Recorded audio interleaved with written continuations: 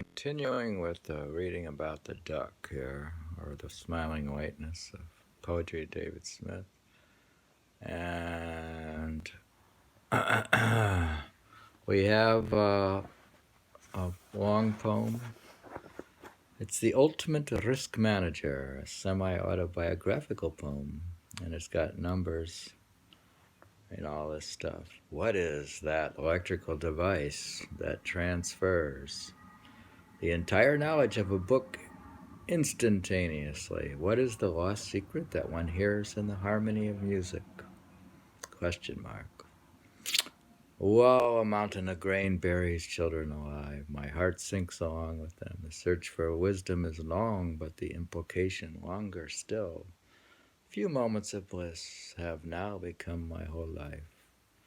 In a matter of minutes, millions of dollars are obliterated. My grandfathers complain, but no one cares. Little pearls of sweat ran down my side. I thought they were my tears. My tears come from God, my sweat from the corporation. The world is stochastic. The only true order occurs when the great Buddha takes his seat. Everybody's in the point. Why did the beloved wait to this late date to reveal the secret of secrets? But now I have the keys. I know the value of a minute. Time to go inward, that's all I want. The simple life in a fortress of repose. This human body is a castle. And Jesus sits on the...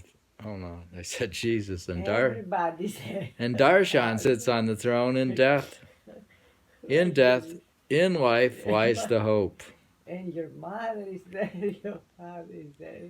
Dear, Your grandfather already was it's there. a biographical poem, which is the practice of ultimate risk manager, my journey to... And all your terms of finances are there. My journey to number 2 was a labor of truth. But my journey to number 1 was a labor of love. Now there is nothing left but to cross the ocean of light, which is without limit. And then it has December 4, 89. Then it has a New York Life deal, which is crazy, because I guess I got a job at New York Life or something. So New York Life has to be there also, man. Everything is there. Only you don't have the spaghetti. What's interesting, dear, is here I say in the poem, we didn't talk dear, about any food there. I say now, line 24, this human body is a castle. And look what we have here. Teresa, she says it's a castle. She says. Teresa of Avila says the interior castle. I had read. No, that's interesting, though, that I used that line. The human body is the human body. Yeah, then I say here, this human body is a castle. Explanation of the poem. Now I have footnotes to the poem. We're going to do analysis now of my own poem. It says, this is an autobiographical poem like Darshan Singh. I like to write from my life experiences, not from imagination. I see all of my life in terms of mysticism, and all my poems are about mysticism. Yeah, you made clear of that. All of them are about mysticism. Nothing else. You don't write a poem about anything but mysticism? Yeah, that's ridiculous. And Saint Teresa there also. All of them are from my life. So I use no imagination whatsoever. The poet, as a child, wants to find some way to accelerate the acquisition of knowledge. From an early age, the poet has a strong thirst for knowledge, searches the local library for books to absorb. See, I used to go to the library to get books. I was only a little kid. I was a heavy reader there. Do you know I had something like 100 links on my bookworm chain in 3rd grade? And Larry Helm had more than me. I was 2nd place. He had 120 or something. What is that? Bookworm. When you have, in school, when you have In the third grade, when you read a book, you take a little piece of paper and make a wink on your bookworm. I had like 100. The poet in music school struggles with music composition, and number line 2. The entire knowledge of a book. What is the lost secret that one hears in the harmony of music? Poet in music school struggles with music composition and is introduced to the philosophy of Pythagoras, the father of music theory, music, mathematics, and philosophy, who espoused the theory of the music of the spheres. So that's line. The poet. Okay. The poet begins the search for wisdom to explain the mystery of death and the meaning of life. Here we have the search for wisdom is long. Okay. Line 7 to 9. Okay. The poet experiences enlightenment only to find that it is only the beginning and maintaining enlightenment is difficult. Many years pass. Finally, the poet fulfills his life dream by going to India, going with high hope of obtaining enlightenment. The poet is shocked to find more than he hoped for. The poet returns. What did you find more? I got more than I hoped for. It was more blissful and dramatic. You And didn't say anything, you said more. I got more than I hoped for. Oh. I did. The poet returns only to find the dull grind of work at the bank. Oh, God. Here we have line 10. In a matter of minutes, millions of dollars are obliterated.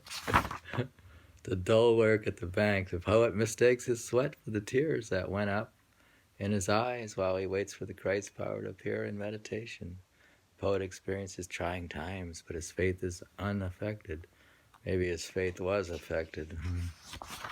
Yeah, he was a fool. The world is stochastic. The only truth.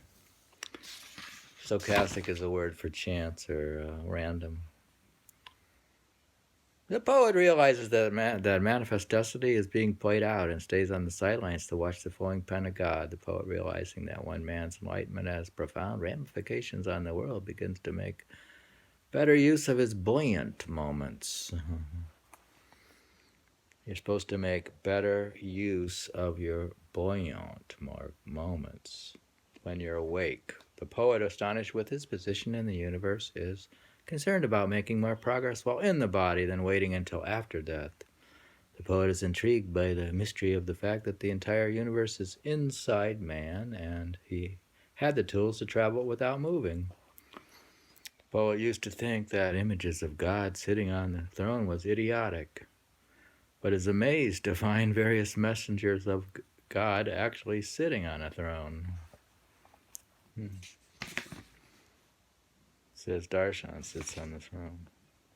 The poet, like many ancient philosophers, is convinced that the most important thing in life is to practice the exercise of dying while living in meditation and leaving the body before actual death.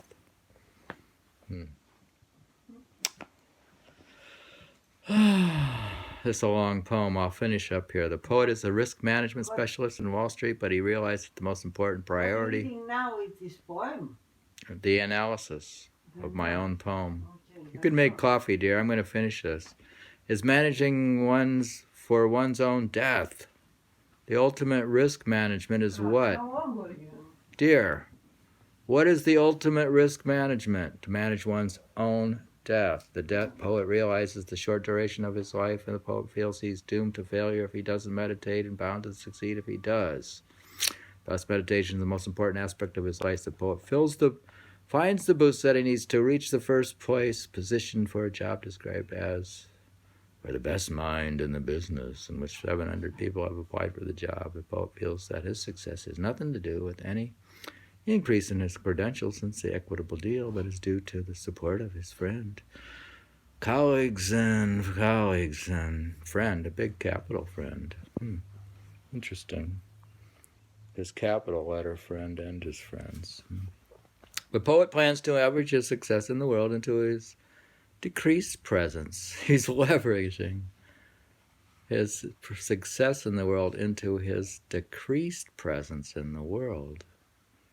He asks that all parties in his life not stand in his way.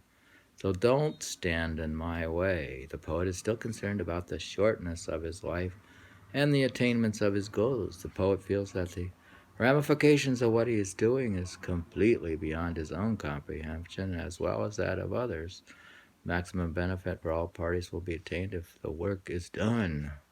So just do the work. And once again, what is the electrical device that transfers the entire knowledge of a book instantaneously? What is the lost secret that one hears in the harmony of music? While a mountain of grain buries children alive, my heart sinks along with them. The search for wisdom is long, but the implication longer still.